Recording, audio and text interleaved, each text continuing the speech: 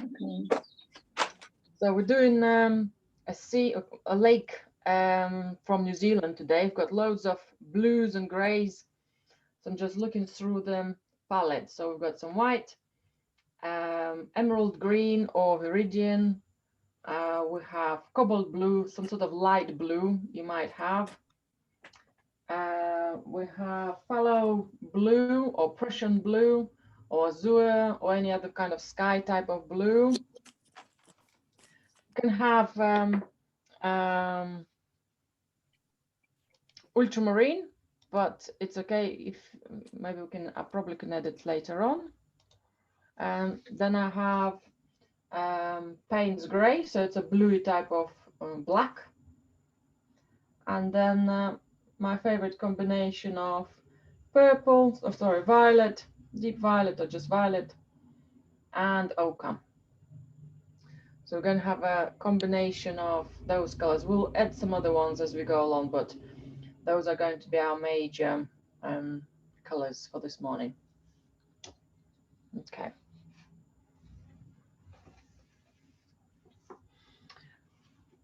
I'll start with composition. Now, the painting has a little bit more rectangular shape, or the painting, the photograph, but I have decided that my painting is going to be close to a square. I think I just really want to focus on the water, the crashing waves, and have it really, really close to us. So I think the square format will work better for me. But you don't have to have it a square one. You can have a look at the rectangular shape. If you decide to go for a square, just put a line on one of the sides of your boards, if you're on a board. Be tricky with the canvas. And then you can always cut it. Okay. Right, so for the sketch, I'll have a little bit of white to draw with some paint. I'm going to go for a tiny bit of white, and I'll go for a little bit of Payne's Grey. It's like a grey of colors. So if you have a grey background or violet background, both are very good. If you've got a grey background, maybe go for a little bit of violet in your colors. So then you can see them a bit better rather than just the grey. Let's have a look at the whole layout of the piece. We have, if I have a square and divide proportionally where the sky is going to be and how much of the water of the lake is going to be on the surface, I'm probably going to have a golden rule. It's almost a third. Maybe it is a third, maybe just a little bit shorter than a third. So roughly somewhere here. So if I divide it into thirds, maybe a tiny bit more lower. Okay. And I'm going to draw the line across.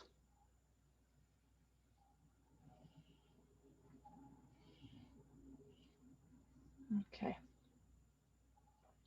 So that gives me a basic division for my composition. Just going to quickly check it straight. And then I'll amend it if need to when I'll start painting.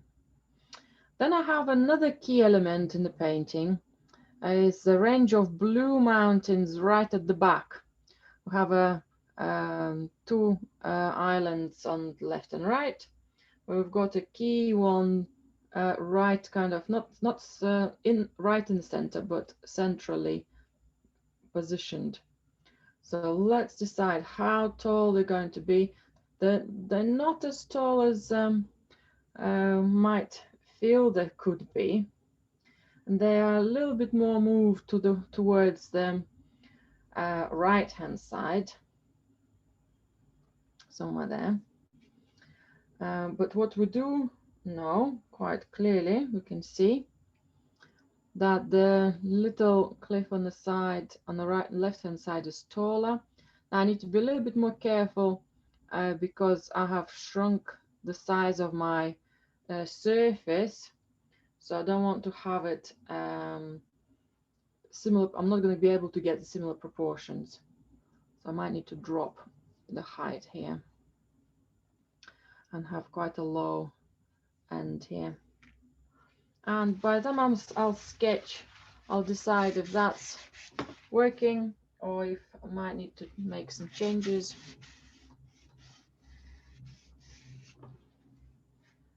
Depends how the masses of those shapes will be building up.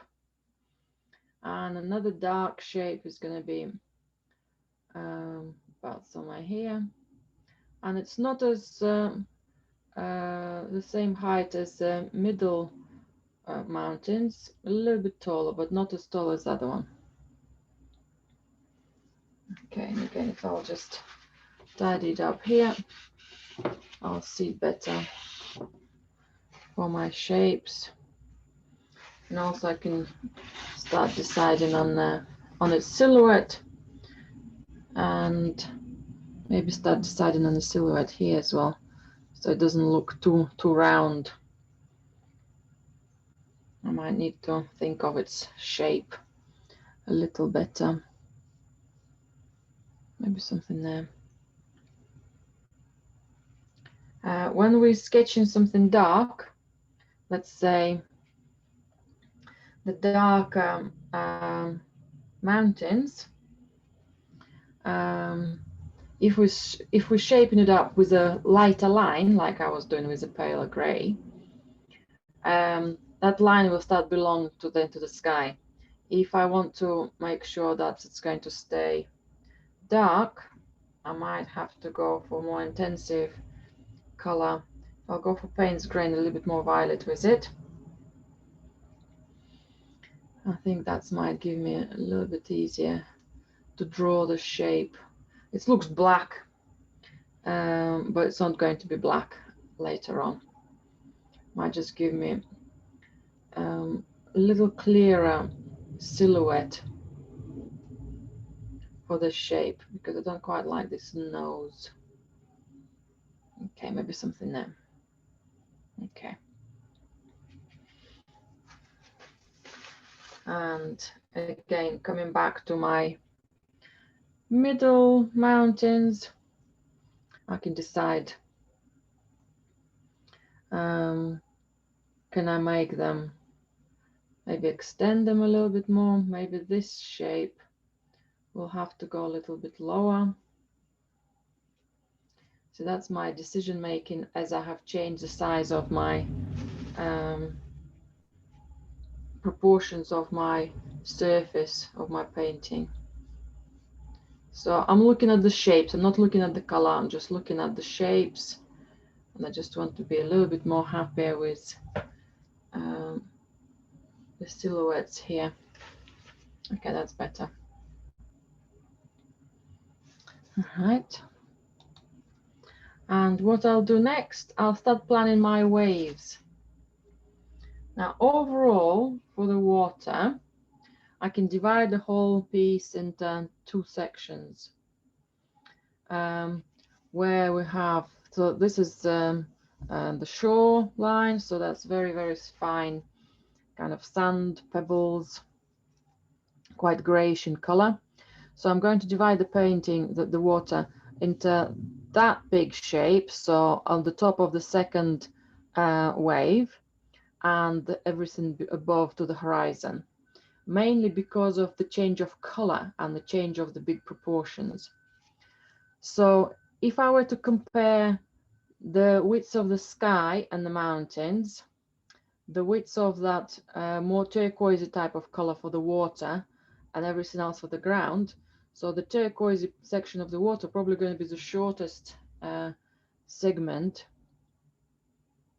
So I'm comparing this one with that one, and then this one is going to be the largest.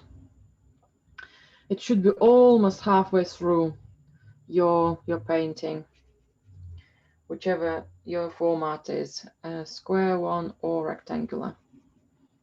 So that will give me a rough idea where the turquoisey color is going to finish.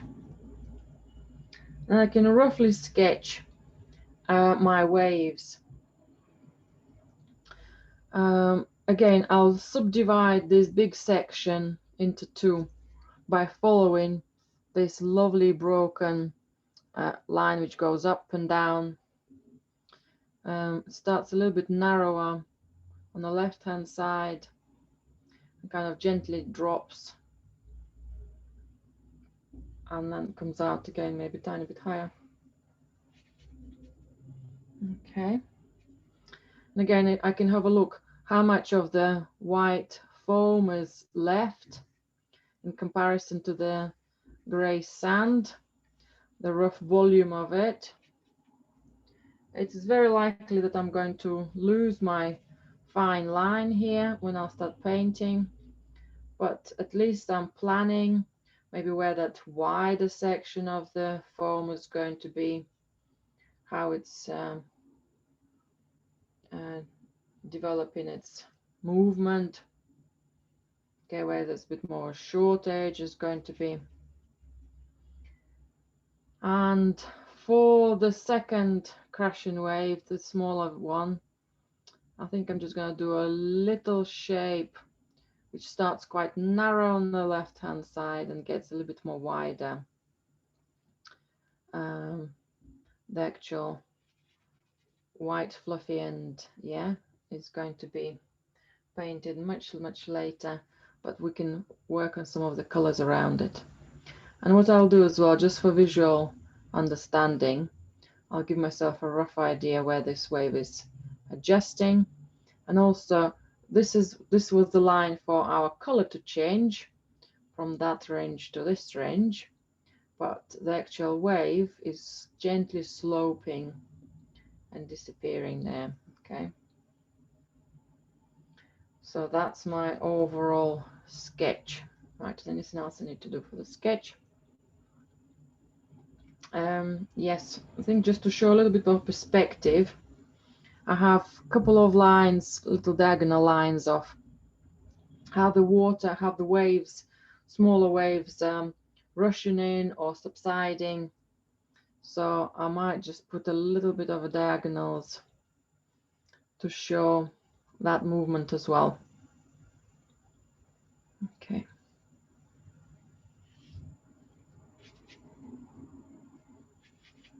Just a tiny bit more this way.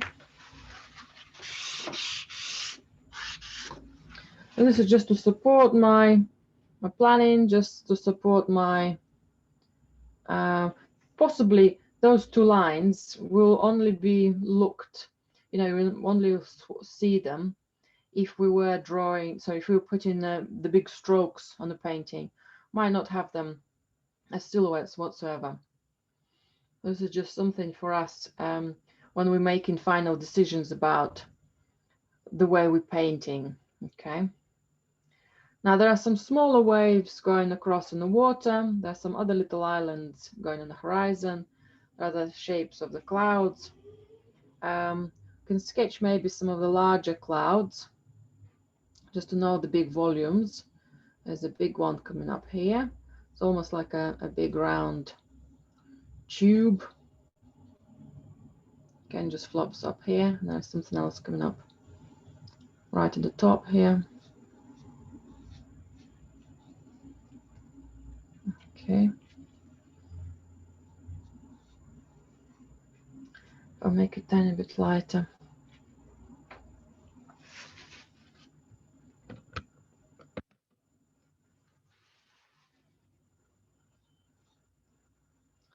Again, we'll more start sketching it with the actual color shortly. And so I've got a nice dark patch somewhere this area. And then some more lights coming out somewhere there. Again, everything supports of everything coming towards the center here.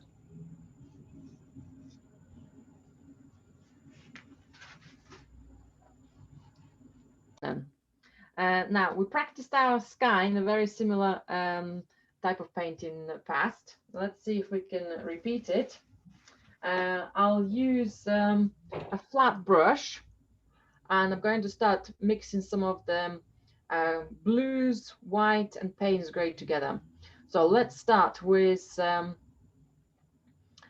actually, let's start with a little bit of warm color. And for the paler clouds shapes, let's use a little bit of ochre and white. So I'll have a small amount of, I do it here first. So I'm going to have a small amount of oil on my brush. Actually, I need a little bit more than.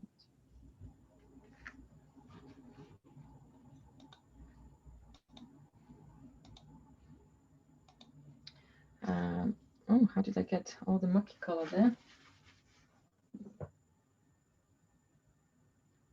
Okay, I've got some cleaner one now. Right, some fresh white. A droplet of ochre. Okay, got some lumps here. Okay, tiny bit more. Now we will be putting some fresher whites on top. So if you're off white at the moment, sorry, I've got some lumps here somehow, will end up tiny bit darker. That's okay. We will put some extra fresher whites later on, but that hint of warmth will be lovely to see. Right, so very, very pale. The reason I put it on a white palette, so you might be able to see the change in color, because on this very dark purpley background, we might lose it all. It might just look super, super white. Yes, it does. So I'm going to put some big chunks of the lighter stones. Let's decide where they might be. Somewhere in the middle of this semi-tube type of cloud. There's one above it. So we don't have much sky left. It's all just the shape of the clouds, of different clouds. So let's shape them up. There is another cloud somewhere here, little white, lighter section of it. And there is a small one here, and there is a larger block coming this side.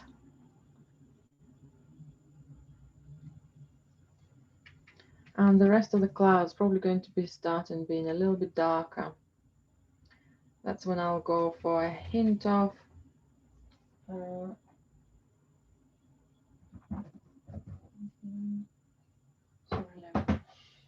a little bit of cobalt blue or ultramarine. I'm going to add Payne's grey to it, because cobalt blue on its own looks too light.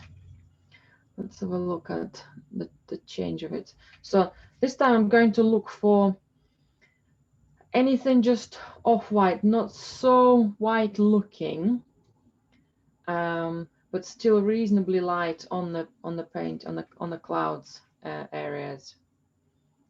Even if you do too much of it, we can shape it up later on. We can use darker colors, or we can use a little bit of extra lights to change it. But for the moment, let's just go and find some of the other areas where you could have put it a little lighter. I think all of this area could come to the rock. Again, will help me to shape up the rock here. If the paint is smudging, if my dark paint is get transferred to the sky, I'll just try to change direction of my strokes and then mix it on the surface of the painting, and then it doesn't, the colors don't run into each other as much. Right, looks like by the edge of the top edge of the blue mountain, we have a lot of light. So that medium color comes across here. I might put a couple of ridges here with the same color, so it just starts shaping up here as well.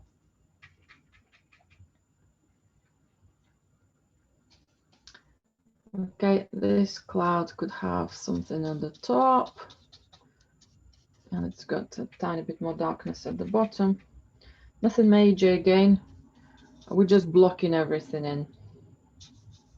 So this cloud will have that more of a smudge, that nice soft change between light and dark.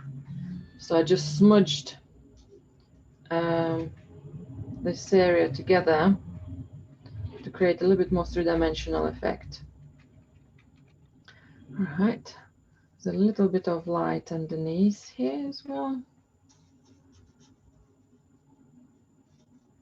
Okay, it doesn't look very light here. Might need to add more white.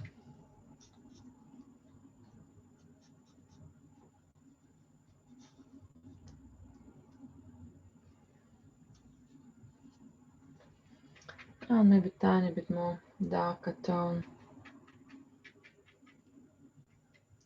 So at some when I'm topping up my colors, sometimes I'll add a little bit more cobalt blue, sometimes a little bit more Payne's gray. So then the range of the colors through the different shapes of the clouds will appear differently. So this might be more of a bluey corner. Yeah, I'm not too worried about if the shapes are looking perfect to what I want them, just blocking the spaces for now. I might just smudge a little bit here. Okay, I think this area as well in the left corner could be all medium tone as well.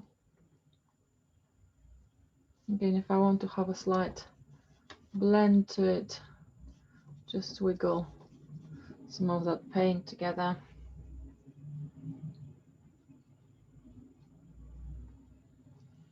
Oh, something darker coming that end. I'll come back to it. What I might do, I might just fill all these gaps here as well.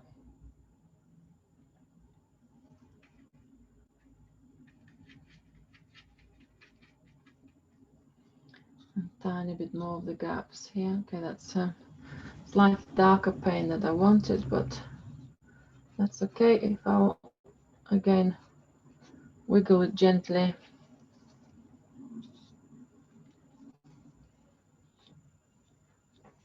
Maybe quite a nice shape there, building up. Right, anywhere else some medium tones?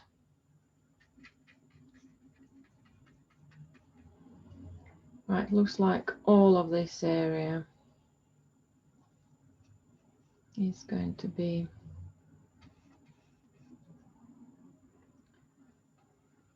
quite medium. Okay, that might be a tiny bit of something dark here.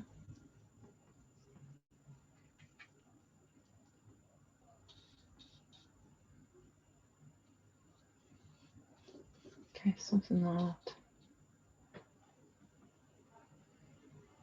And then I'll add tiny bit more darker colors.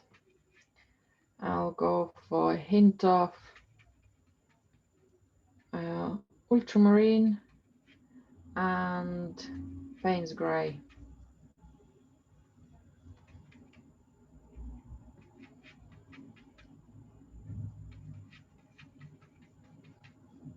Okay, let's make these clouds a little bit darker. As much as I want to make them dark, against the purple background, they're still much lighter. And the whole sky reads much, much paler than the water. Now, probably the lightest sections on the paint is going to be the crashing waves. Maybe the sky will be next. Okay, maybe if that is my darkness, as dark as I want to go, maybe it tells me that some of my medium tones are too dark. Okay, I can come back to that area then. At least I have identified that. Okay, that's another darker tone here, and again I can't quite see it well. Again, some of the medium tones, so it means that some of the medium tones on the right hand side from it will have to go lighter, much more lighter. And let's top that color up now.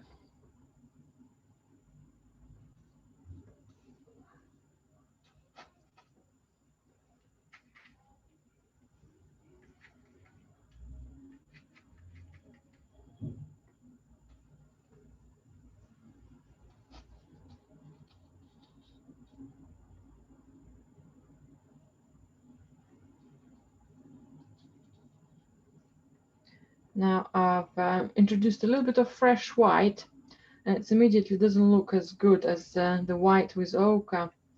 So if I want to have some lighter tones, I'll come back to that combination of ochre and white to have that a little bit of warmth in the clouds.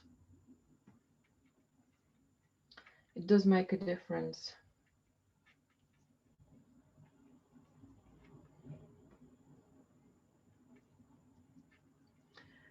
If during the painting you start feeling you've got too much paint on the go,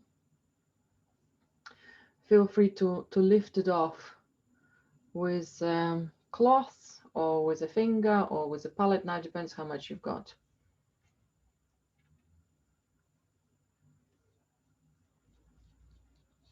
Again, I just need to be a little bit careful because I have changed the format of my painting and I'm not going to be able to fit all the shape of the clouds width-wise as it's changed its format. So I'm going to improvise on some of them or shrink some of them.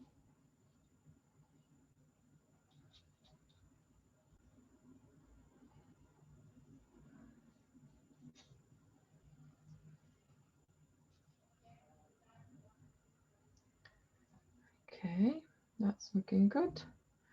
Diving a bit more, working into some of these whites, making them a little bit more stronger.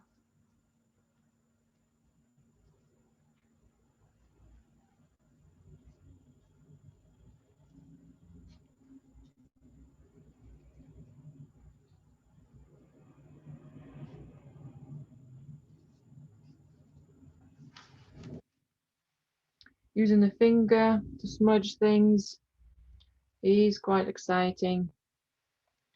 Just be careful not to overwork things.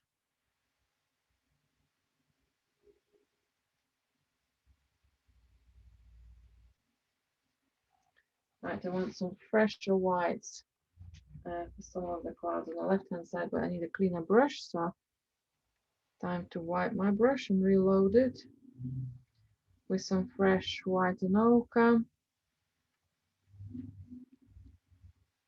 Quite like this cloud, but I want to shape it up a little bit better.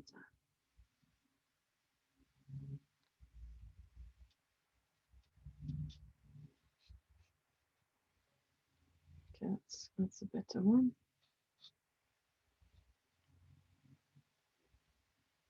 And how they're integrating together, how they moving together here.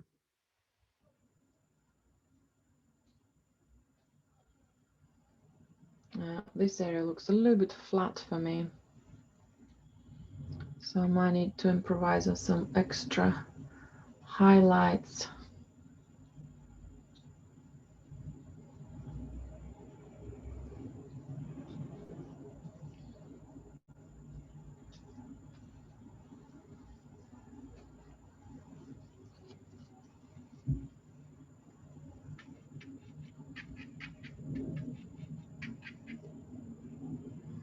And maybe in between, I think this just looks like a gray empty space, flat space. I want to have a little bit of depth to it. So what I've done, I've used a similar gray, Payne's gray and cobalt blue, and I used a small amount of ochre just to give it a little bit of extra depth as flat. Another one you could have added a hint of violet, so it still stays gray, but it changes gently. I think that's where that violetish shape might come up as well. So the flatness of the sky, sorry, some of the depths of the clouds is not as strong. Again, I'll just add a small amount of light still back.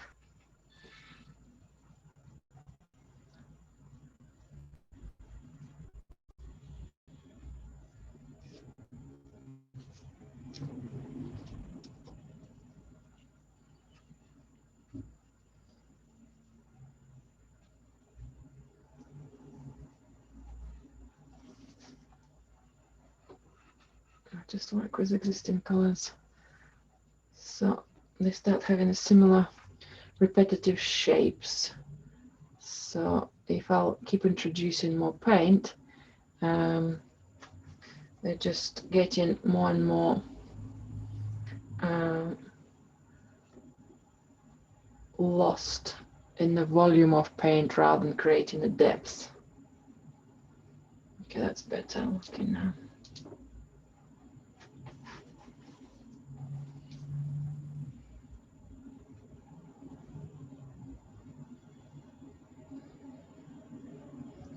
Very nice. I quite like that now.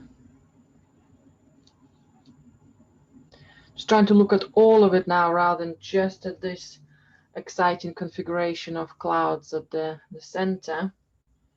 And by doing so, I'm spotting that I could have some extra highlights maybe on the next to the mountain on the right hand side. Then this area is not going to look flat anymore. The clouds are not going to look flat.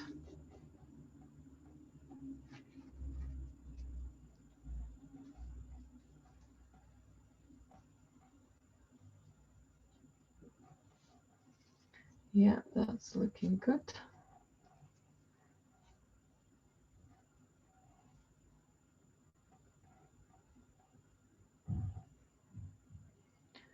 There's something whispery here. And tiny bit more here on the horizon, close to the horizon. If I'll identify another maybe a lighter cloud, it will give me a bit more perspective. So the smaller scale cloud in comparison to these ones shows that the space behind. And also if there are more mountains right here on the left, again it might just separate it gently. Okay, there's some sort of cloudy formations there as well. So nice, expressive, volumey type of build-up clouds here.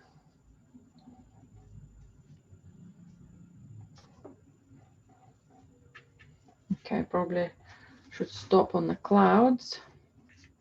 Maybe tiny bit more of a little mark here.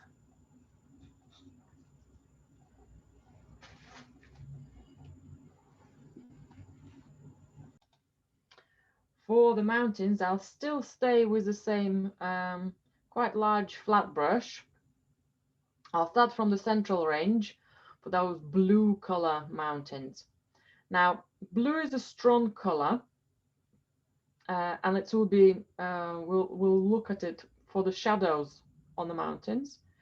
But there is also a little bit of warmth in them, possibly ochre and violet, maybe even crimson.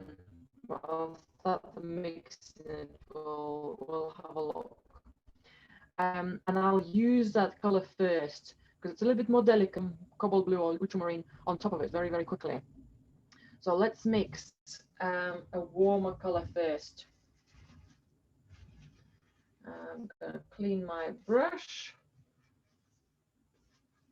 I'll have some fresh oil and some fresh white. Now looking at the highlights on the mountain, on the central mountain, Blue Mountain, they're highlights, but they're still darker than our clouds, possibly even darker than our shadows in the clouds. Well, I have exaggerated some of our shadows in the clouds, so maybe just a borderline between those two. Right, so I'm going for ochre and violet, and I'll have to put it here. So that looks way too pale. So less concentration of white, less presence of white, more pigment from violet and ochre.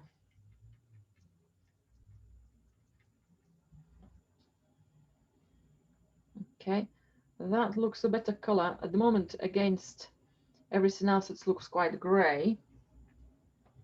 So what about if I'll add maybe rose madder or crimson to it, one of the reds, a very small amount. So it will just give it a little bit more saturation in color rather than appearing more gray like.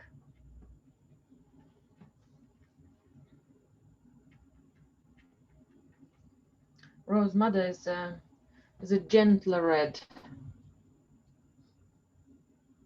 Okay, on the screen I can't quite see it either. Let me just see if I can adjust.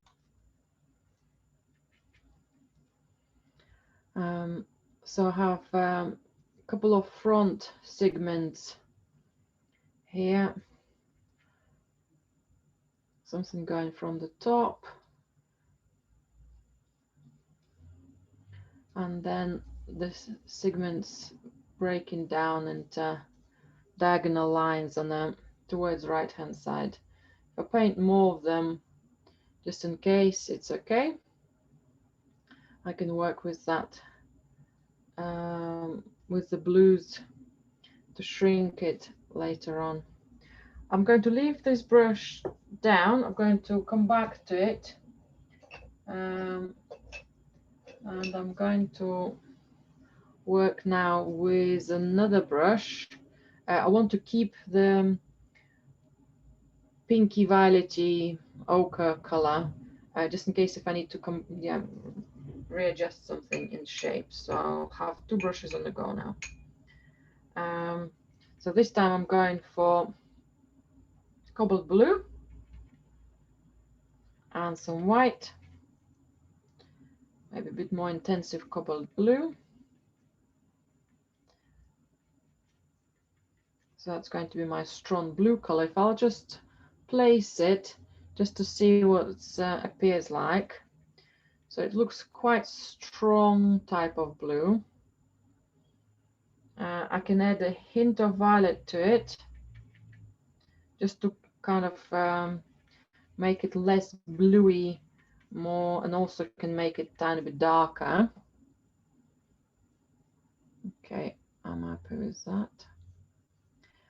And first of all, there are loads of different ranges of darkness, slightly different colors into the mountain. First of all, I'm going to block everything in as one blue together. Now, another option for this color is to add a hint of Payne's gray. I think mine's just looking a little bit too fluorescent blue, so I'm just adding a tiny bit of Payne's gray to it as well. So nice, just big shapes. Don't worry about if there's something dark, something light. What you can shape up the amount of this red violet color we have. Keep topping up your paint, especially if you're mingling the colors between the reds. So I'll keep introducing fresher blue.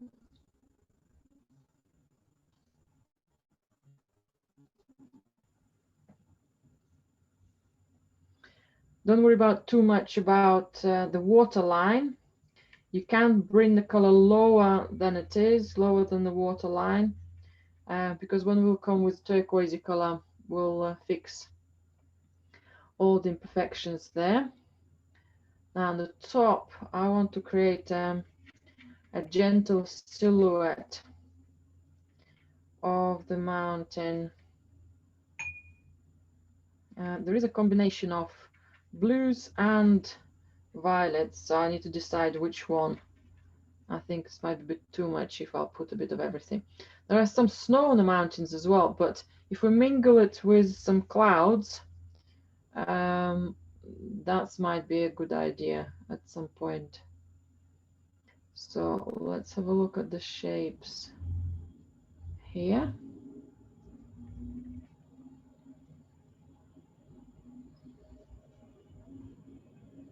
As I said, just try to look for overall darkness. I think that's how I've done some snow. I just taken a section of the clouds and just introduced extra darker lines.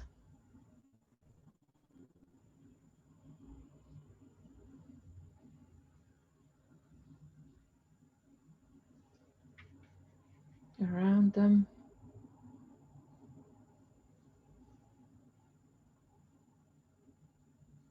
Lots of very shallow edges. Okay, let's do this one.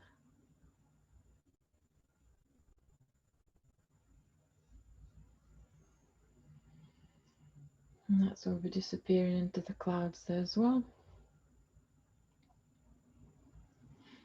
I need some stronger blue to cover some of the areas where I painted maybe too much of the violet.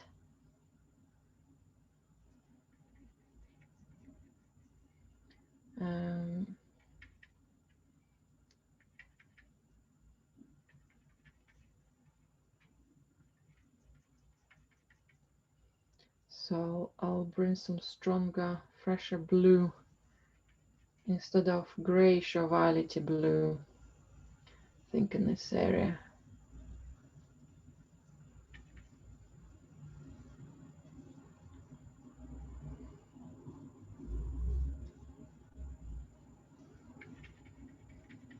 I'm losing the shape of my mountain on the left-hand side, but it doesn't matter. I can come back with it to a darker, with the darker tones. Right, so overall I blocked the colors. Now I can look for some shadows. So extra cobalt blue and extra Payne's gray.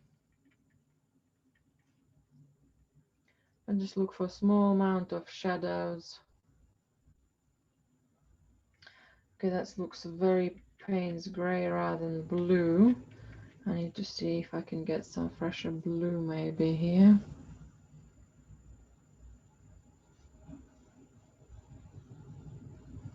If the surface of the painting is quite oily, you might struggle introducing fresher colors. So just be careful not to overpower the piece. There's also now again, if you end up with the different shapes to what they are on the photograph, go with your shapes. Always go with what works on your piece, rather than blindly following the photograph. Photograph might give you some ideas what could be done.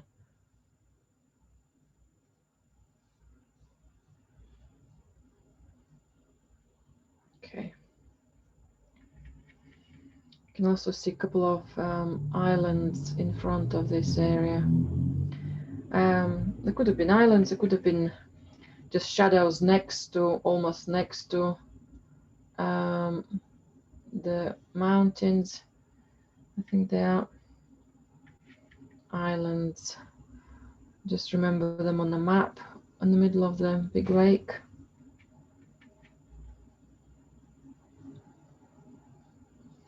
So So I'm just putting some darker shapes, which in a way belong to the mountain anyway. Now I'm losing some of the amount of purples, which I'll just touch up gently. That's why I kept this brush.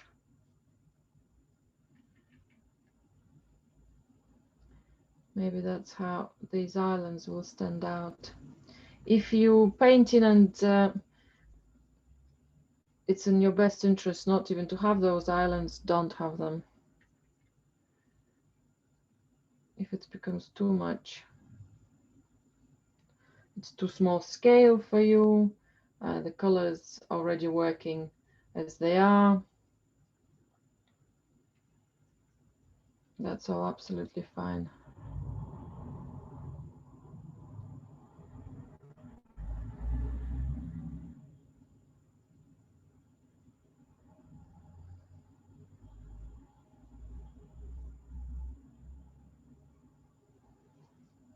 Okay, I quite like that. I just have a hint of light on some of these. Yeah, maybe something like this.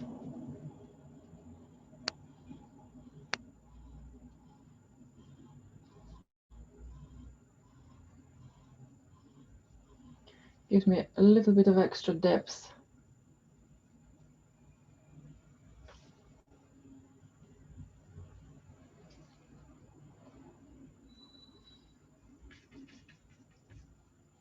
Maybe just soften some of the sharper contrasts.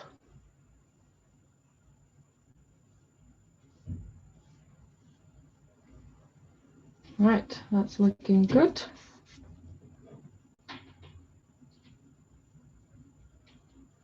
I think I've lost a little bit of my snowy peaks, but I can touch it up with a tiny bit of white.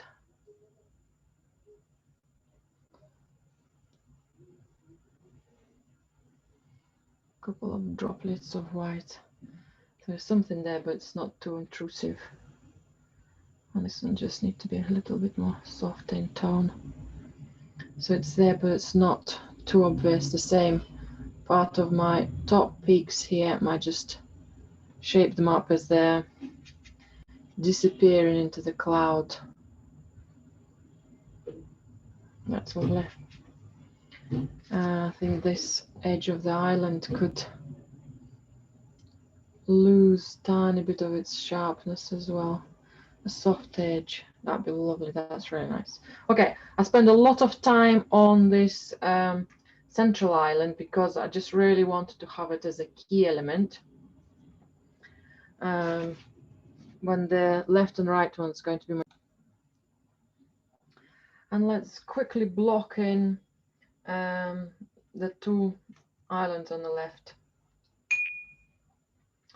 I'll use similar warm type of color, ochre and violet mainly. Oops, that's not violet, got the wrong color. So let's just remix this one again. Let's try it here. There's a bit of highlight on the left-hand side island. So let's bring that highlight across and on the bottom of the painting here. Sorry, on the bottom of the island, not the painting. There isn't much of a highlight on the left-hand side.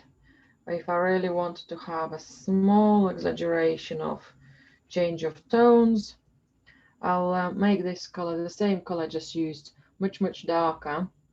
And just on the top here, I think I can just have maybe a little hint of that there. That's okay. And then I'll add to the same color mixture, violet and ochre, some cobalt blue, ultramarine, either colors would have been good. And let's just put it as a block, right? Need to be a bit darker.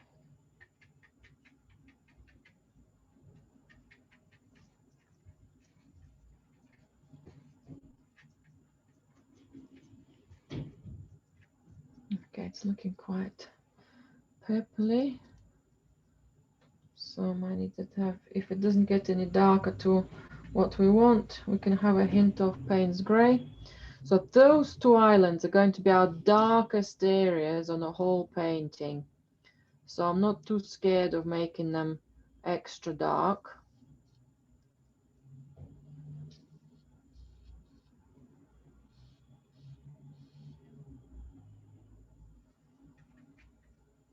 So the bluey color is staying on the top of the mountains. I just keep some of the exaggerated darkness on those diagonals. I'm trying not to touch the sky much. Okay, that's might be somewhere there.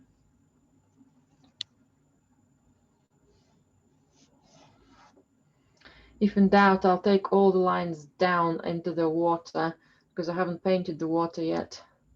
I can smudge it. And a similar dark blue could come right here. I'll just pick some of that up.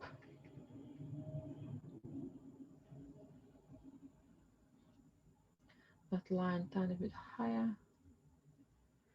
I need to make sure that it stays darker than the mountain, the central mountain.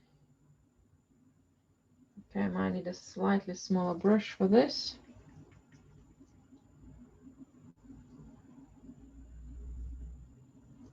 Just to identify some of the ridges a little bit more clearer.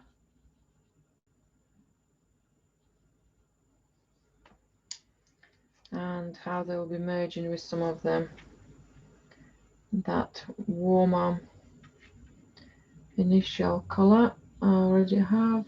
Just going to make some integrate a bit more.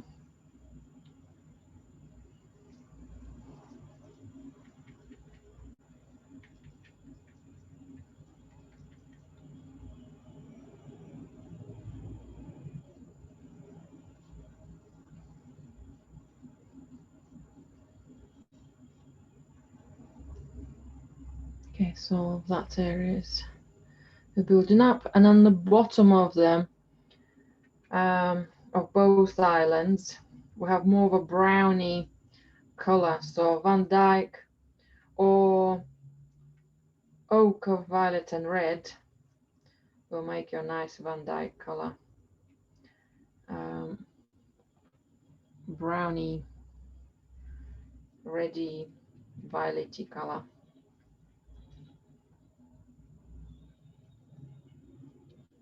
Again, you can take it lower than it is, because we can smudge it with some extra color later on. I'm just going to top up my paints because I want to have some strokes which are stronger rather than smudgier. So that's a tree line.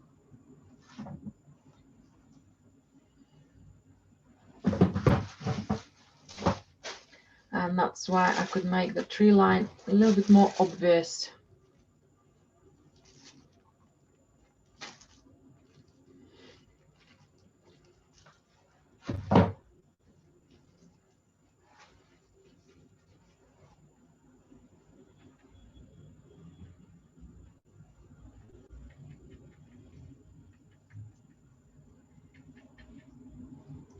Okay, almost there, mixing it.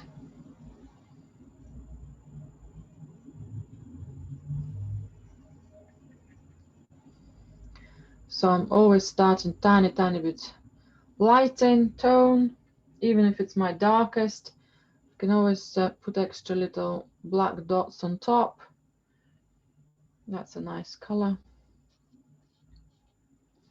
Might just bring a tiny bit more up here as well.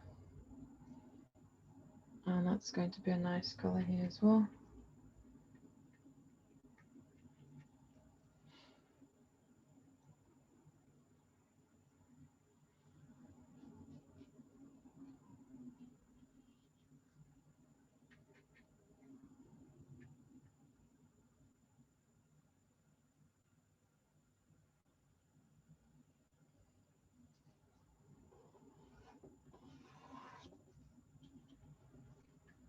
Right, so blocking everything in here so it stays nice and dark. And I'm going to just double check if any of the edges need to be softened or if they're a bit too jumpy, looking at the whole range here. Another one, I'll go and gently smudge the edges, which will be coming really close to the water, which will be touching up the water. Because at the moment, there are loads of strokes, loads of very soft, wet paint, quite thick strokes. And because of the strokes variety, it's difficult to see if the line is straight or not for the water. So we'll only find out if it's working or not once we'll start painting the color of the water. That might be a little bit too late. I'll just make this one tiny bit lighter.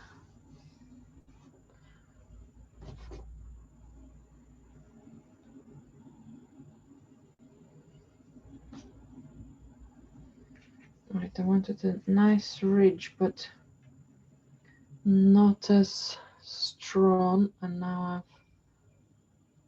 lost its sharpness completely.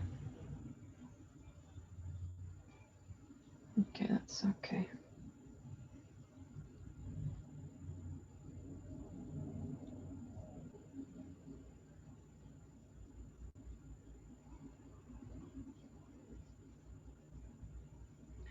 Just touching up what I have just smudged by accident. Okay, that should be okay for now. When I'll do the water, and if I'll need to touch anything else up, I'll make those decisions later on. Right, and small brushes could be put aside as we're ready to start painting the rest of the piece. Right, the breakdown for the water. We have slightly darker water next to the mountains, probably about a centimeter width of it. And we're going to have a big chunk of lighter turquoisey color. That will be the lightest part of the water. And then everything else is going to start going darker towards the bottom. We will range it in tone when we start looking at the shadows of the waves, but that's let's start it as a main breakdown here. Right, big brush, 1.5 inch size, a lot of oil. I'll go for quite a lot of white because the brush will take loads and loads of paint. I'm going to be very generous with the amount of oil I'm dipping in, so the colors will be flowing. I'll probably show you my palette here. So it looks quite messy at the moment, but this is my pool of soft white. Some more oil so it will stay runny. Sorry, this is turquoise, emerald green here. This is just emerald green. I'll have some cerulean to make more turquoisey color, or any other blue will be fine as well. Just if it's a darker blue like ultramarine,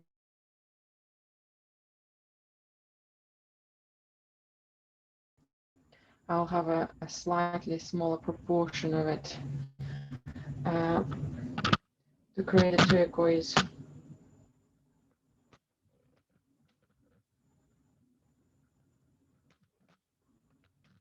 Okay, here we are. Right, this is a nice light turquoisey color, so I'm going to put it right in the middle. If it looks too fluorescent, too strong, I can just have extra cerulean in it. It's not going to be all the same from left to right. We've roughly broken it down. This is going to be our lightest area. Okay, and this is what I'm going to do as a that.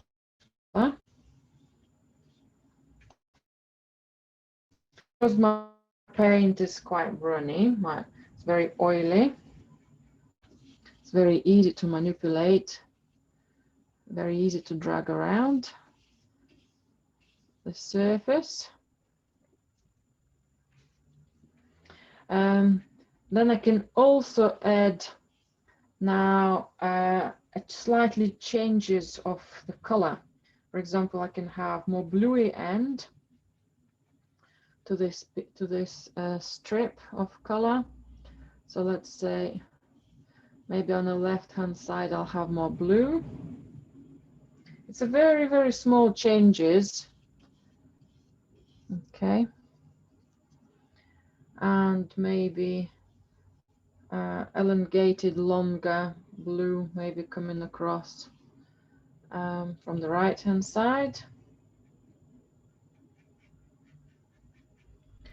I'm going to add slowly, gently, gently, gently more blue to the same existing color and start coming closer to the horizon where our mountains meet the water. I need to be extremely careful with the line so it doesn't stay going upwards or downwards. We don't want our hills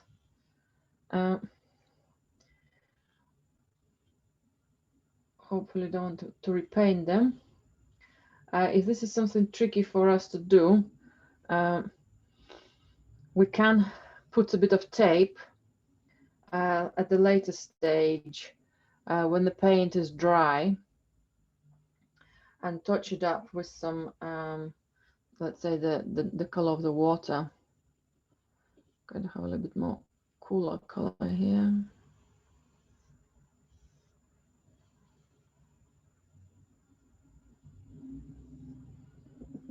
Okay.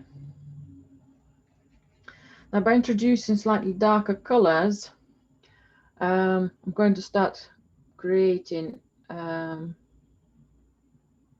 choppy edge of the water.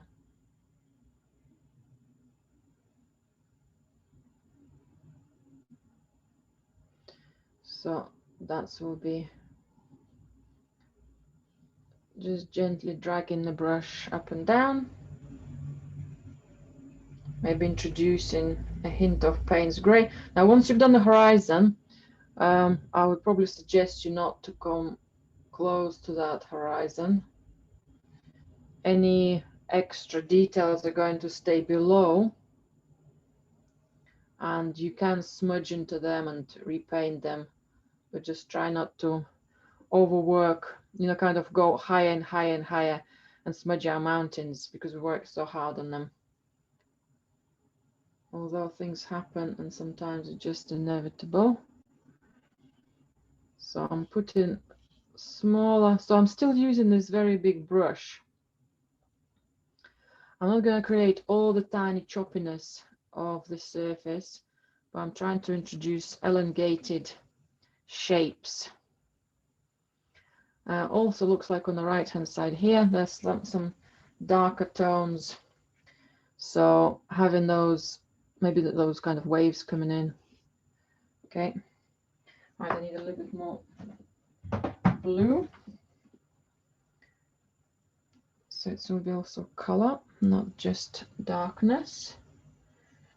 My shapes start to look more tonally different, not in color, so I'll have some more emerald green and cerulean blue, have more of a turquoisey color again,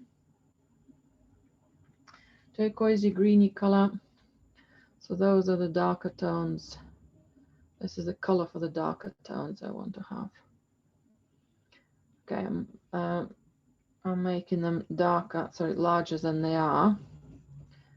I'm just getting rid of the color first, and then I'll have to come back with some smaller shapes of, so with the lighter shapes of the water to reintroduce the highlights.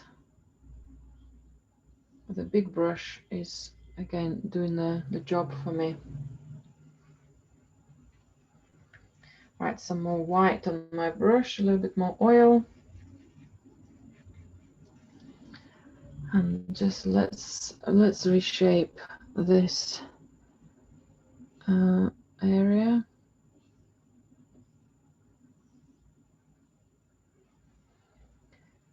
Tiny bit more white.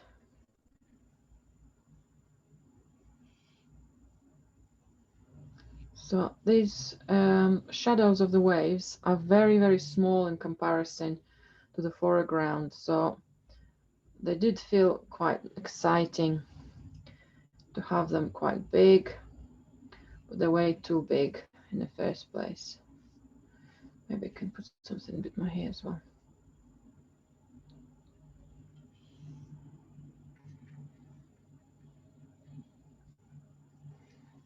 I'm just gonna turn the painting towards me a little bit so I can see if my waves are still reasonably horizontal. They're not starting to go one end more than the other.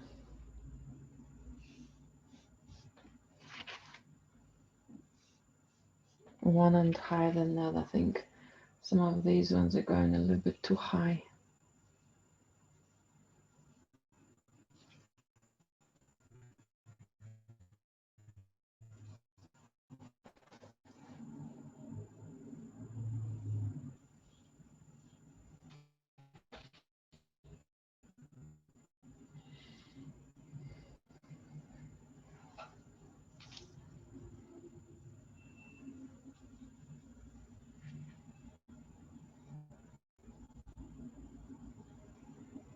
So very smooth, very soft type of strokes with a little bit of extra oil for extra flow.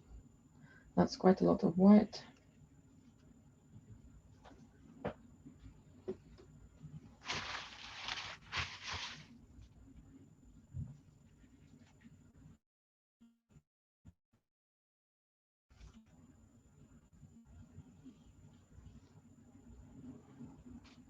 I'll keep my main light on the water in the center of the painting. Our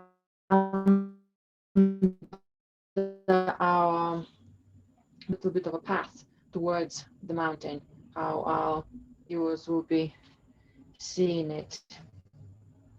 Very, very mildly, but those lighter strokes going to stay in the center very suggestively.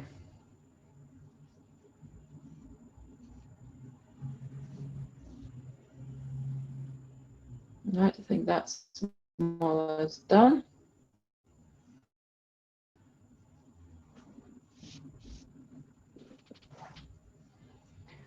Tiny bit more choppiness.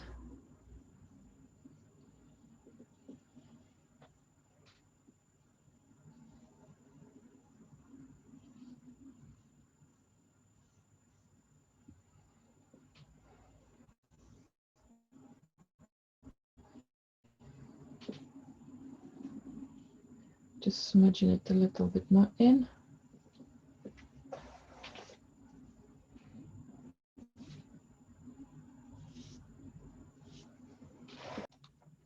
But before we lose some of the turquoisey color, while we still have it in our brushes, let's just put a couple of hints where it might remain. It probably will be smudged and disappear, but we're going to have a little bit of it as tiny highlights.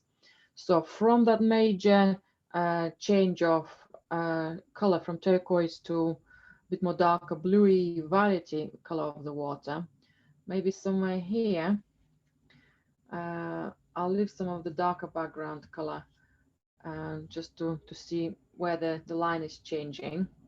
I'm looking for the shapes of light. Now this turquoise will go, but hints of it will be present. Also, those strokes will give us the direction of future waves. Maybe something here like that as well. So that's will be it for my turquoise. Next, we'll look for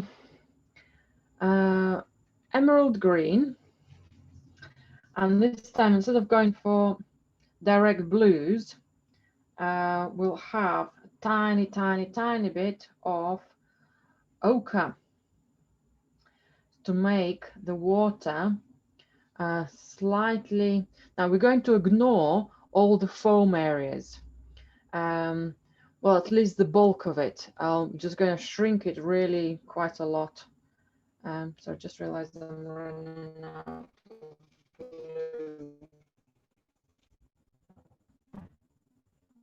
Let me just top up my copper blue. So emerald green, hint of ochre to make the green more of a grassy green, like almost like a sap green type of color. I'm still using a very large brush. That's the key to this.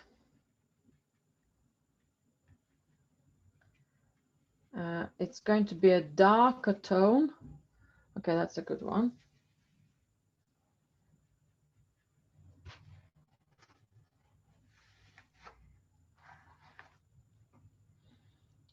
Okay, so I'll just double check that my bristles don't have any other colors, so don't give me a marbling effect. So I can paint the ridge here. Right, it looks a little bit too green to me. Maybe maybe let's try tiny bit of violet to give it depth.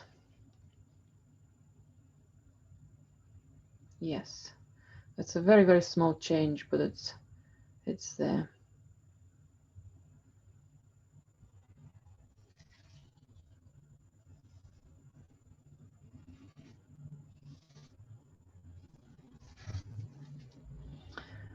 Then it's going to come up here. So let's just block these colors. We'll smudge them together afterwards. I'm going to paint the ridge of the wave here, all of it. Okay.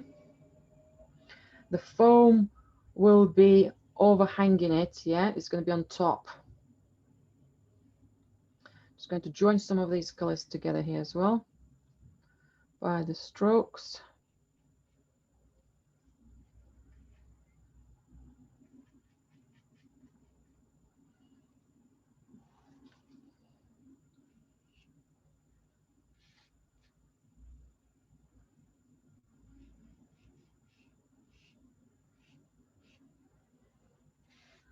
Okay. And the same wave, I think I might need to put it a little bit higher here. It started breaking up. Tiny bit more on the right. So we've got a bit more darkness. I'm going to try to keep the top, kind of the edges, a little sharper, so they're not fluffy as some sort of wool, but they can have sharper ridges as little blocks because the water is breaking down into reflective areas and less reflective areas. It's constantly changing its shape. So I'm going to top up those lines as well with the color. It might be a bit too dark color, but for now that will work. Okay. So most importantly, I'm looking for overall shape of this wave, the darker shadow. I'm looking for that, again, shape. It's difficult to decide what it's going to be.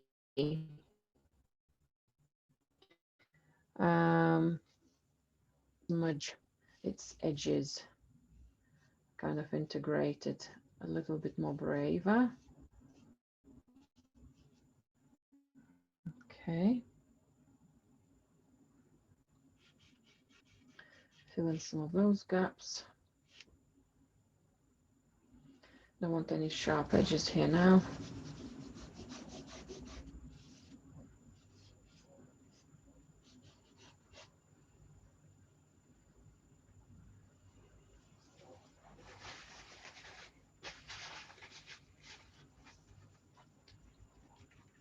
Let's go for some small amount of light before I'll get rid of some of these colors on my brush. Well, I still have paler blue and turquoise on my brush. I'll just work on this right hand side corner.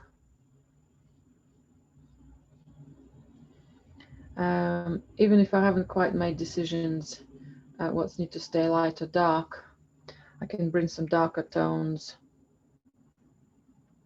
and just play with them for a moment or so.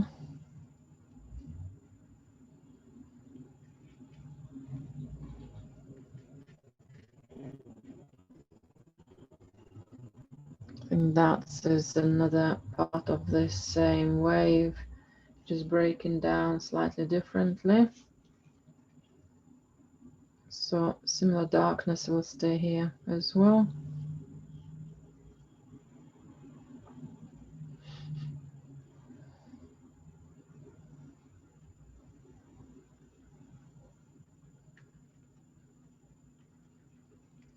Tiny bit more of that darkness still. Maybe here the edge, still tiny bit more. My brush probably containing too much white. Okay, that's a nice dark tone, but maybe a bit too much. However, if I'll bring a similar darkness, actually that's really nice. Maybe I should just bring it anywhere else I should have had it to create an extra depth. Yes, that's looking good.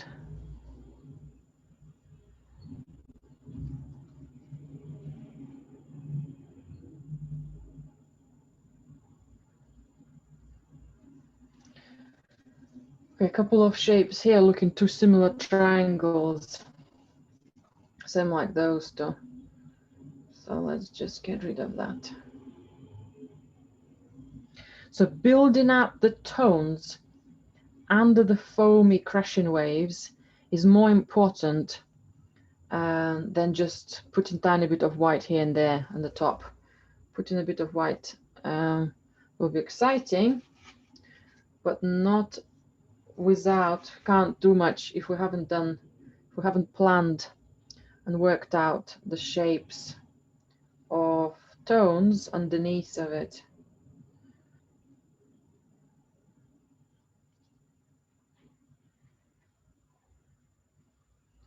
So this way we'll have something light on top of it, and it's going to merge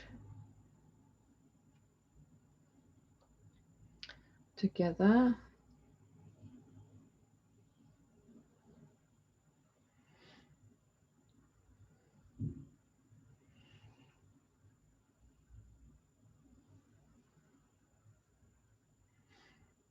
Okay, that's looking better now.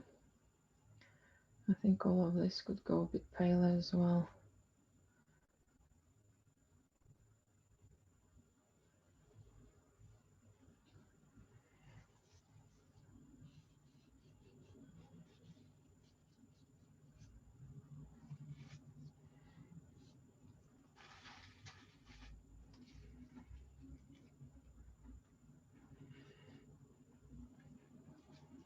I just get rid of all the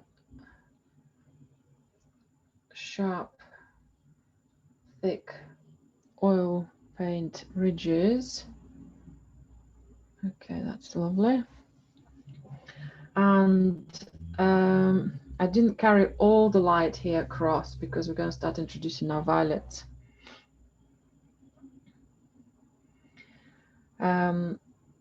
Without washing my brush, I'll bring extra white because we'll need a base color, the base amount of paint. And I'm going to go for some violet and Payne's gray.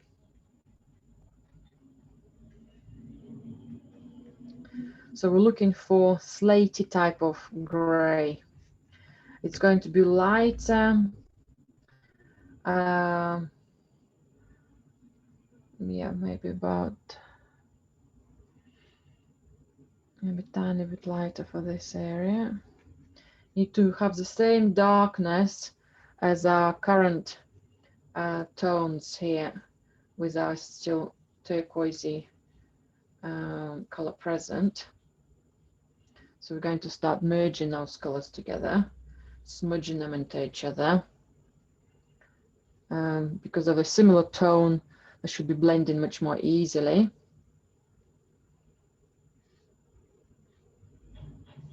We've got a beautiful white reflection in the wave here. We'll introduce it when we actually paint the foam. Otherwise, at the moment, it will stay out of place. But I will bring some of the violet color close to that area, violet gray. Also to break the distance, so it's not suddenly all violet and nothing before that had such a color, I'll gently dab it in the middle ground behind here. Again, just smudge with existing colors. Maybe more on the right hand side, or maybe the opposite. Maybe if I'll do one on the right hand side, maybe actually this area looks a bit too light. Maybe this should be having more of that color. So again, the actual tone, the darker tones will stay on the edges, and the lighter tone will stay more centrally.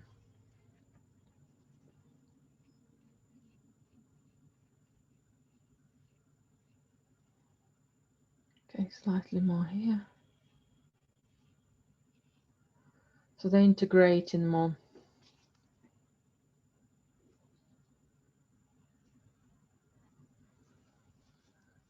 Okay.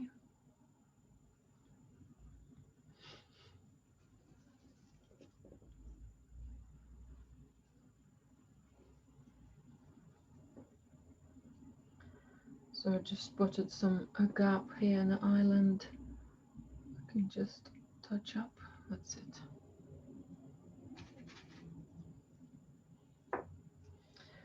Right, so the first grays I introduced. Let's do a tiny bit of, oh, that's not quite gray. Probably smudged too much. So some more violet and Payne's gray together. And yes, that's might be my darkest gray here. Okay, I still have quite a lot of turquoise blue on my brush. I'm not going to get rid of it. I'm just going to keep topping up my colors. So the bottom of the painting, I'm going to block in that darker gray.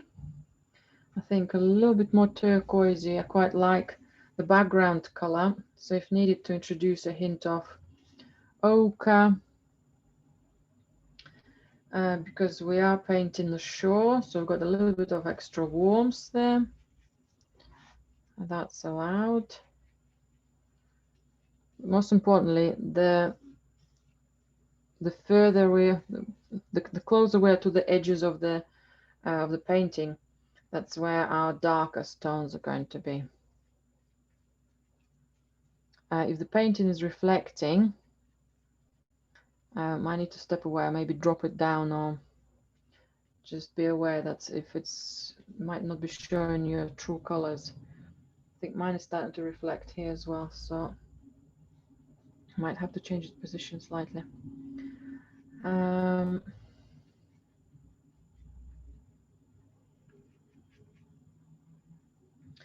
Towards the foam, I'm going to change the color to a very, very mild, paler version of the gray. And I'm going to go for the strokes we're talking about slightly diagonally. More diagonally on the left, sorry, on the right here. A bit more central this side, as it's the water coming right towards us, and becoming a bit more again diagonally on the left hand side, opposite direction. Coming close to the waves. Now, if I've got some sharp edges somehow because of the brush strokes, I just need to make sure they're all spreading. At the same time, I don't really want to have the feel that's been like sun rays, yeah? I just smudge it a little so it doesn't have that effect of direct shapes.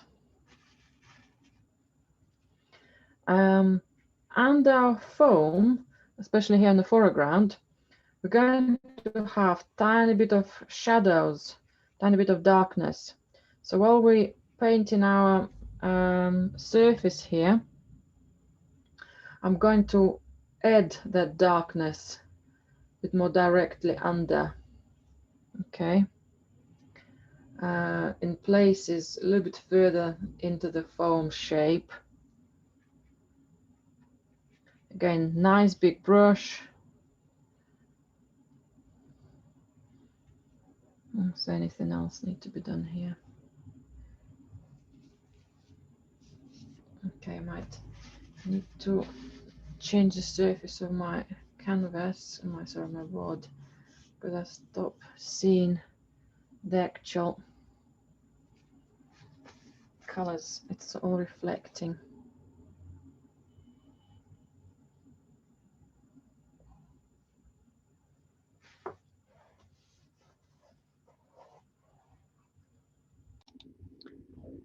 So I made my painting lean forward, so then I can see the colors better and it's not reflecting the surface as much.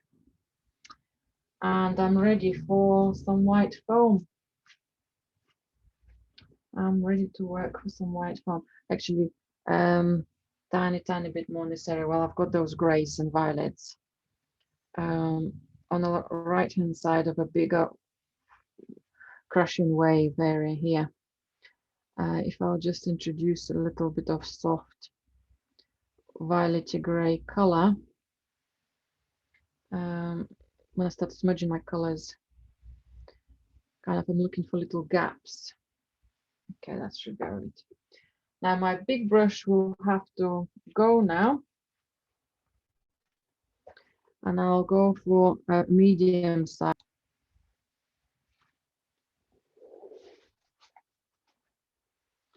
So I'm back to a medium flat brush.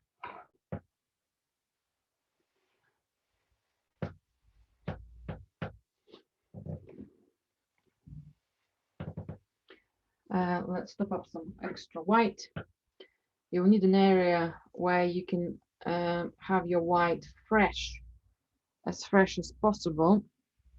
And you can have an area where you can have it all mingled up with other grays. So we'll start with the areas. We always start with some paler colors. Sorry, paler colors, medium toned colors. We're not going to bring the fresh white immediately. So quite a lot of oil on my brush. Nice and runny paint. White. My brush is not perfectly clean. And I'm going to pick up some of the palette color. There's a hint of blue, a hint of turquoise, a hint of violet here. I'm just going to put a little bit of those colors into that with a runny white. And I'll start with the larger wave of foam, sorry, not wave, well, wave as well. Because, and I'm not going to start it as wide as it is on the picture. We'll try to have it a little bit more narrower. So if I've gone too far, it's easier for me to fix. I can expand it. If I've gone way too wide, I might have to repaint some of the blues and greens and the sand color. So again, I'm going to go for the shapes. I'm not too worried about its perfect silhouette yet, but I'll work for where it might be slightly wider in size, and maybe what type of curvature roughly, if I were to identify some of the curvature, how it would be. Is it going a bit more up? Is it going to be a little bit more lower down? Julia, can you just remind me how you made that color? I've just used some white and then whatever colors I had on the palette, a bit of violet, a little bit of blue, just dip in anything what you already been mixing. Yeah, so not fresh colors, but what's already on your palette. From some of those grays and greens we already been using. So you'll end up with some sort of grayish color altogether. Okay, so we're doing the narrowest version of our foam first. Don't forget that. Some of the top edges of the wave will have sharper ends, and you can quite confidently go over those areas and keep them sharp. The others, if you're not too sure, just keep them lower to where they should be, and we'll smudge probably them afterwards. Okay, so my shapes are building up here. Now I can look for what's going to be the widest section here. Again, not probably fully size of it as I build up.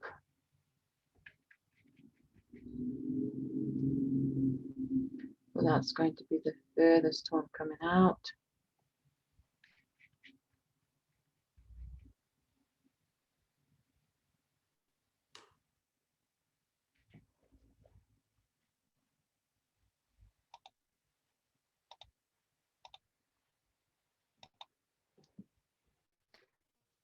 And then a little bit wider here.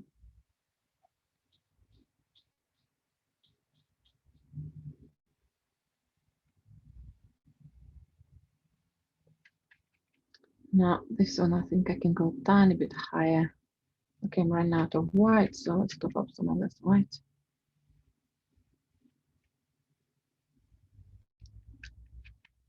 So hopefully your paint all nice and soft and smudgy, as we'll start smudging it very shortly.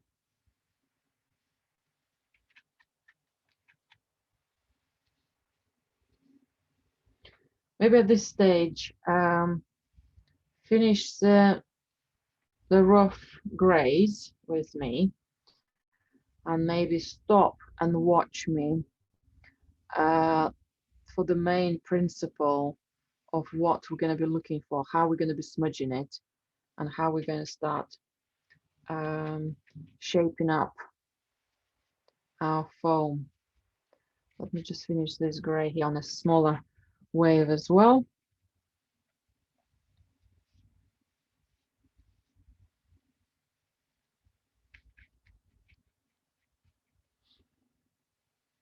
A couple of tiny foam segments here just on the top of the ridge of the wave. I'll do it with gray as well.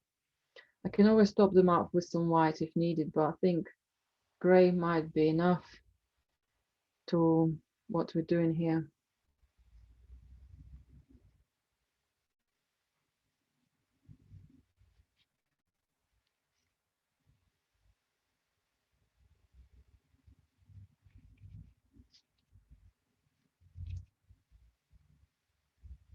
It's going to make them sit on the top of the ridge.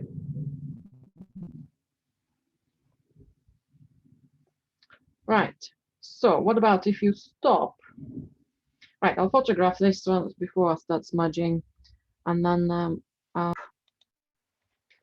right, so my first stage will be to get rid of some of the sharp edges on the wave. So I'll use the cloth or finger or combination just to start getting rid of some of the sharper ends. Just be extra careful with the smudges, so you're not overworking them, and also that your cloth is quite soft, and probably need to keep turning it so it doesn't bring doesn't keep smudging the color and introducing a new one elsewhere.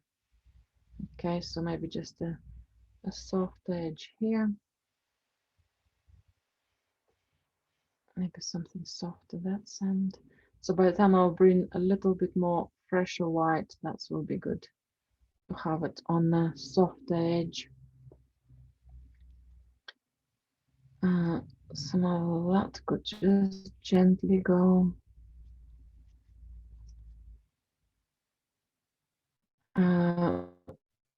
These broken ones could start being a little bit more fluffier. This is a very dark purple. I'll come back to it in a moment. But I will get some of this one here.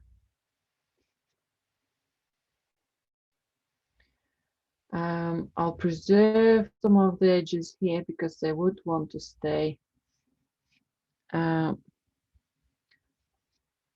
quite sharp.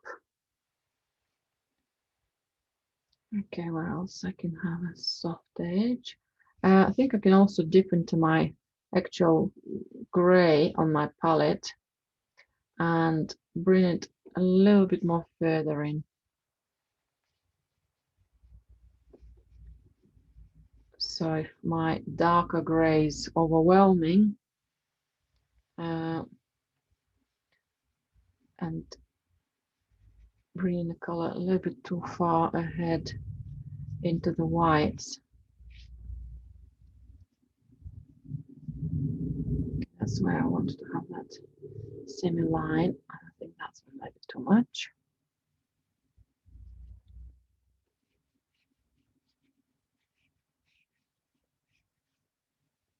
The shape of that could stay there. That will work okay.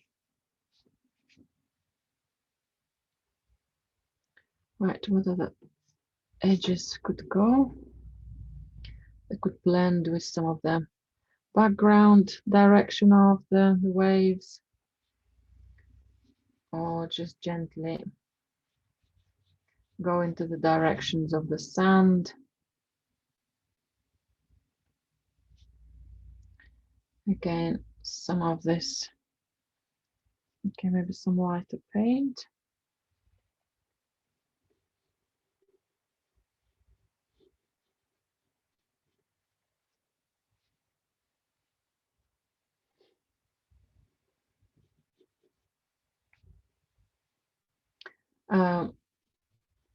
I can start slowly looking at the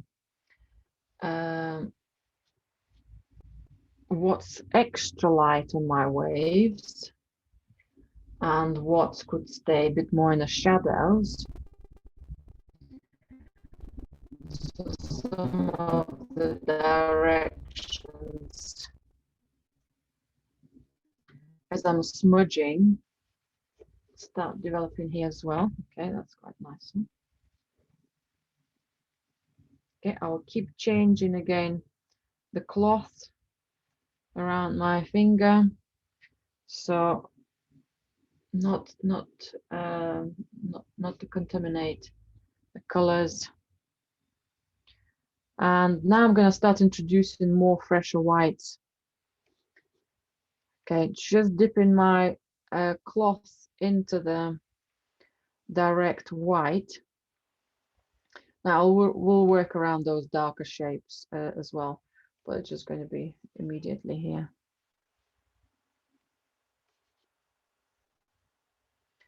Building up. Now you can work with the palette knife, building up these textures. You can work with brush. It depends what you're a bit more comfortable with or confident, something to practice on as well. On your scrap piece of paper. I quite like the control of my finger. So I'm looking within the foam, what is lighter, what is darker. can I break it down into some of those overall big shapes? Okay, there's a bit of a direction going on. Maybe I'll just drag the cloth a little. Okay, so that's quite a lot. That's okay. I can smudge that, or I can smudge part of it. Or maybe I change gently the direction of it. If I don't like it, I can smudge all of it back and start again.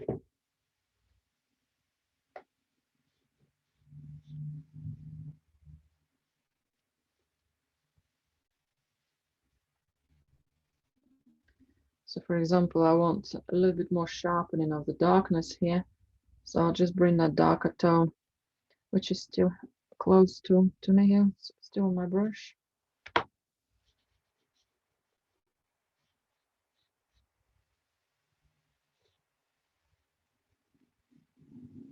Okay, let's come back to the whites again.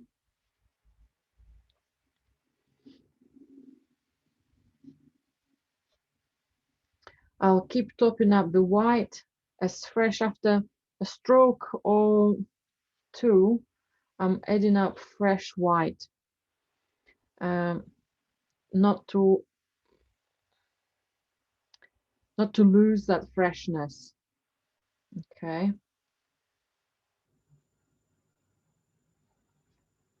If some of the strokes become a little bit awkward, which I can see, maybe a little bit too much finger identified type of strokes, I'll come back over them, some of them with a brush, but I prefer to get going.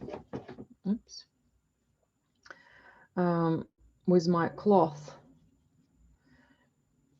because it has fantastic qualities.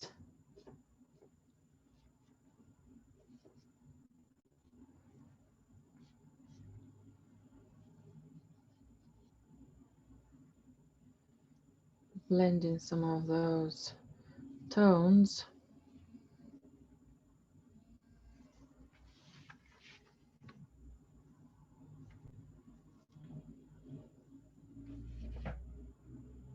And let's smudge some of this gray now. But I want to preserve some of it, so I need to be careful.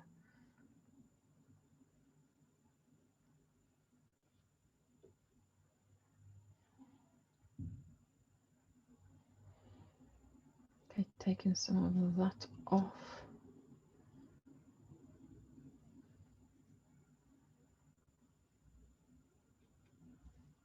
Tiny bit off.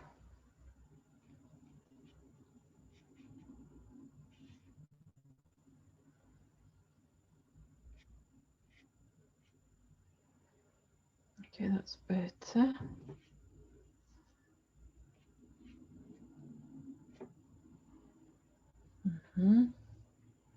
Just dragging something a little bit more.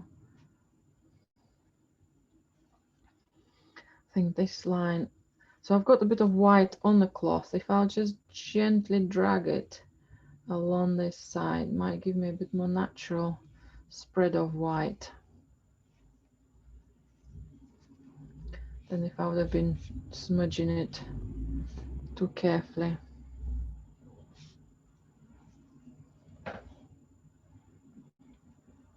All right, we're getting there.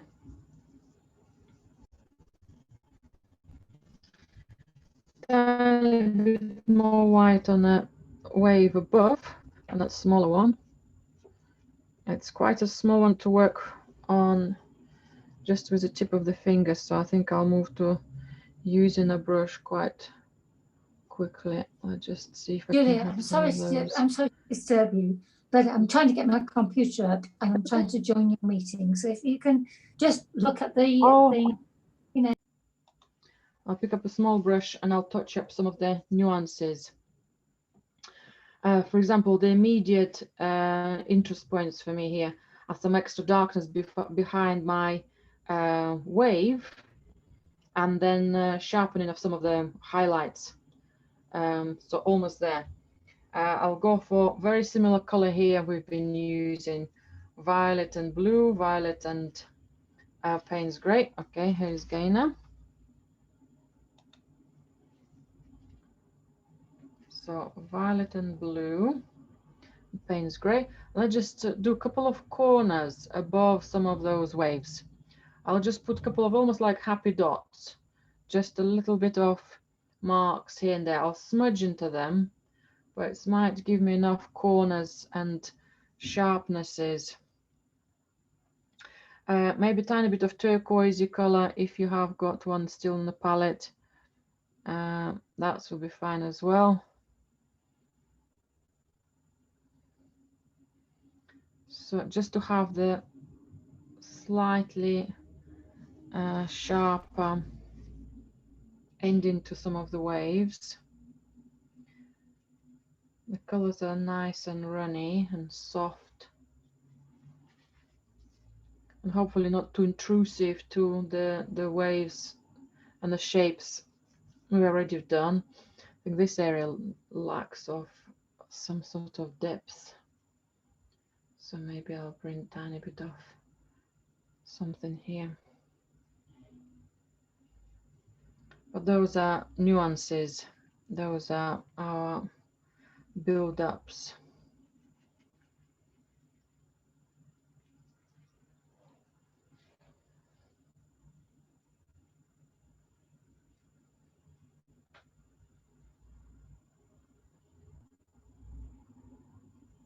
Okay, something tiny bit sharper this end. I just need to be extra careful not to make it too liney, not too over detailed. But I need that depth.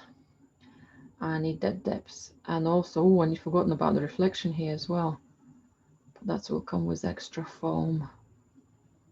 Colors, right, so that depth is building up beautifully now. Some of the extra waves.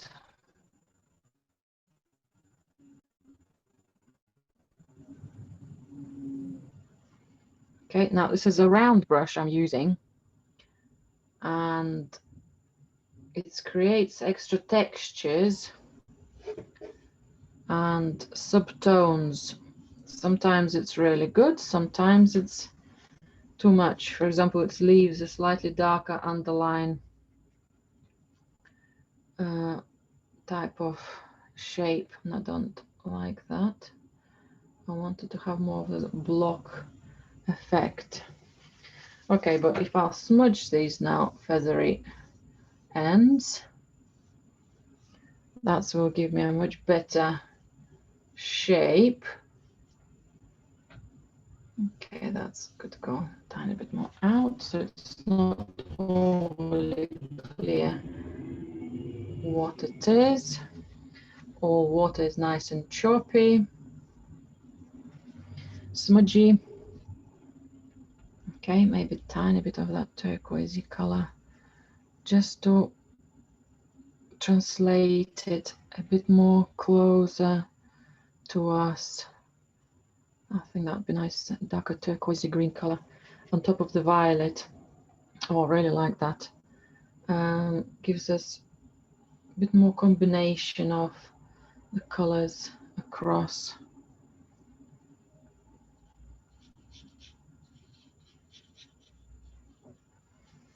Okay, that might be a nice one as well.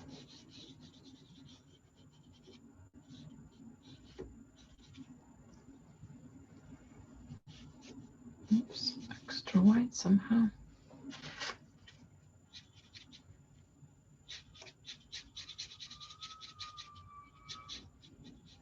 Okay, let's touch up now some of the whites. This is a nice unexpected development of the foreground. Maybe a tiny bit too dark. If I'll have a hint of light in it. Okay, maybe a bit more red. Okay, so it's not overly dark. I like that presence of the blue turquoisey color, but maybe not as dark. So I'll just have to cool it off. Okay, it's there now, but not so jumpy. Okay, that's good.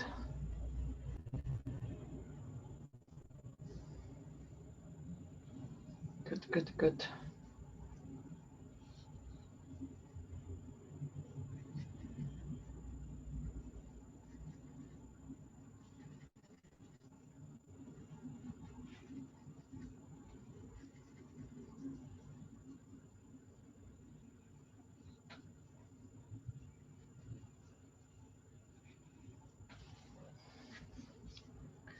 That's it. Let's get this one lost and found there. Okay, some white now. White, white, white. Okay, there's still something here. I can just touch up.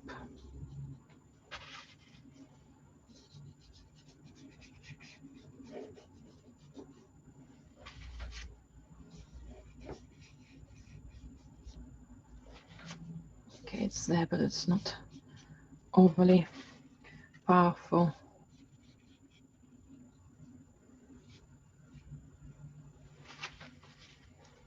Just gives me enough.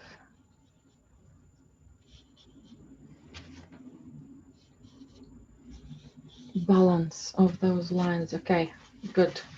Right, highlights, extra highlights, and we're done. I'm going to wash my brush really well. I'm going to use a small round brush, or actually maybe a very small flat round brush. I'm going to go mainly for direct white, diluted or quite thick. This is a small brush, but it's firm enough for me to keep the big volume on of paint on the brush. Also should be allowing me to do some nice fine textures.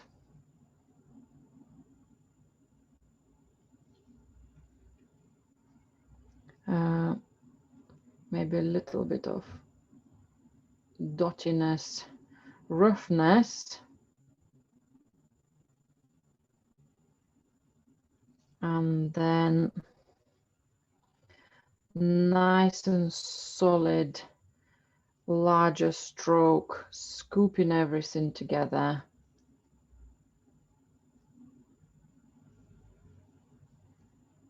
Some of these tiny white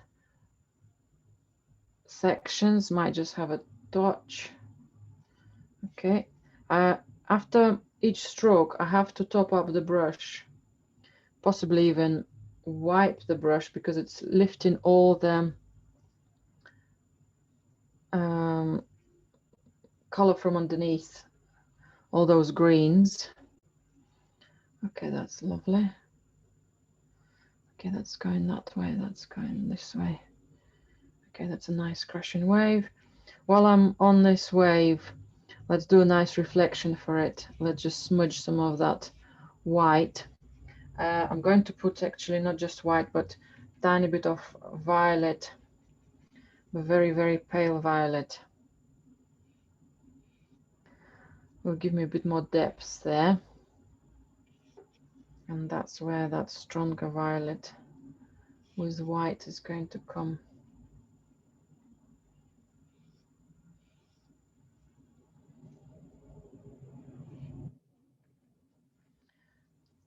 A stroke, a top up of the paint, a stroke, refreshing, making sure that the paint is super fresh, super clean. You're not just reintroducing mucky color from underneath. Okay, this is enough. Now I can just smudge into that. Not very steady board. Yeah, I need to go now, so I'll say goodbye. Okay, see you next week. Fantastic, fantastic. Thank you so much, Audrey. Okay, that one's there.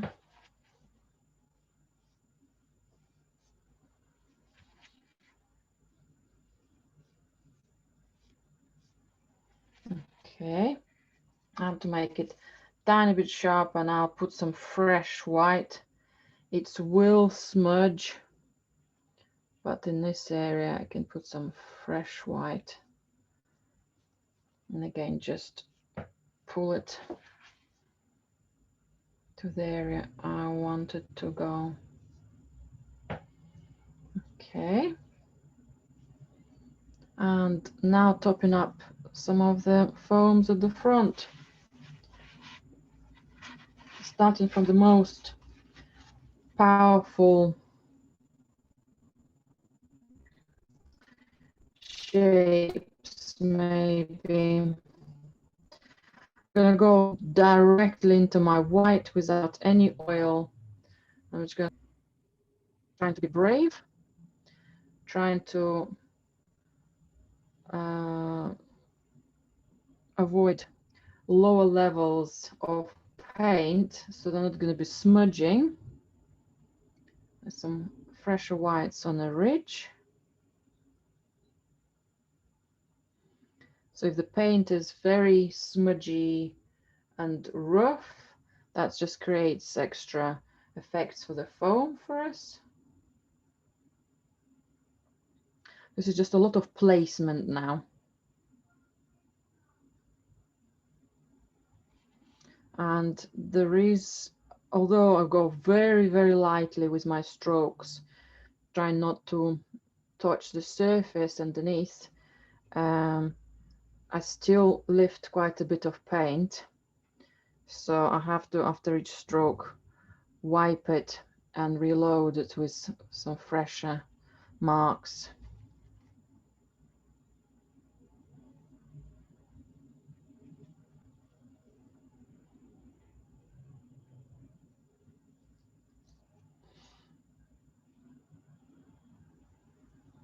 Okay, almost there.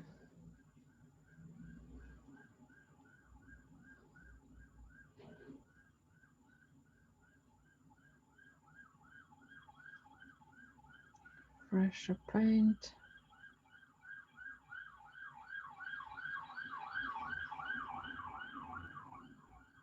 And something here as well.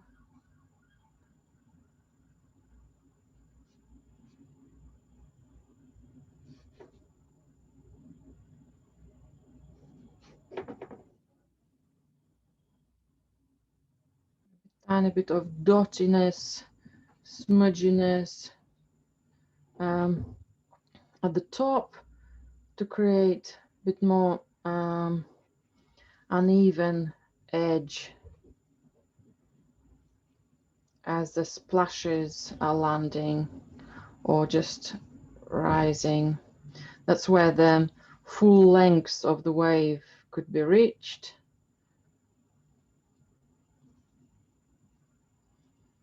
Okay, that's all good here. Okay, that might be a little bit too broken, so I love the texture, but it's starting being a bit too broken, so let's just summarize it. That's better.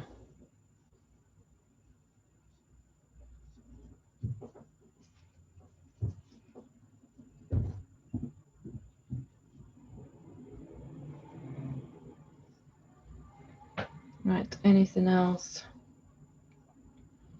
Maybe somewhere here. Give it a bit more direction. Okay, just be careful, it's not going to be similar marks.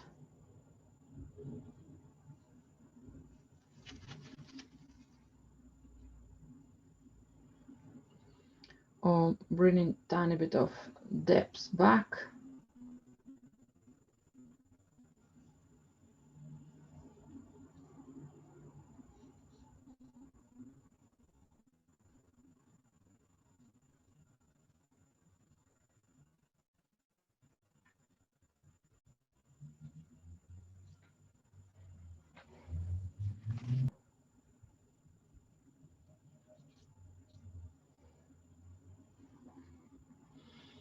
And that looks a bit too precise, less natural. If I'll drag my brush here, might have a little bit better feel for it.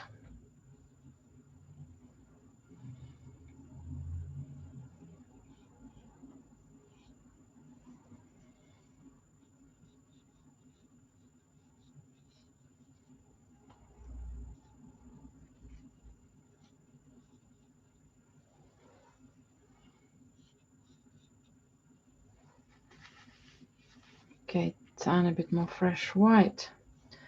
And we're done here.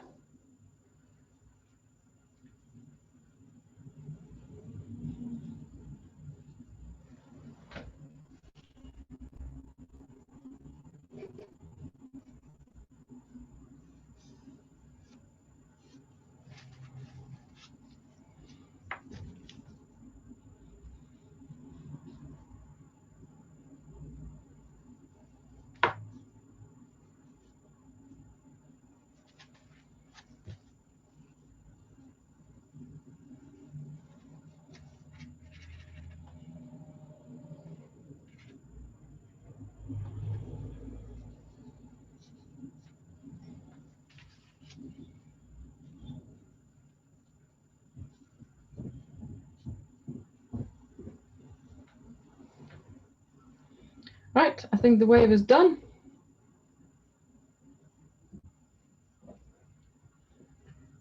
Feels like I can fiddle a tiny bit more with it, but I'm going to stop as that's something I could do with here as well.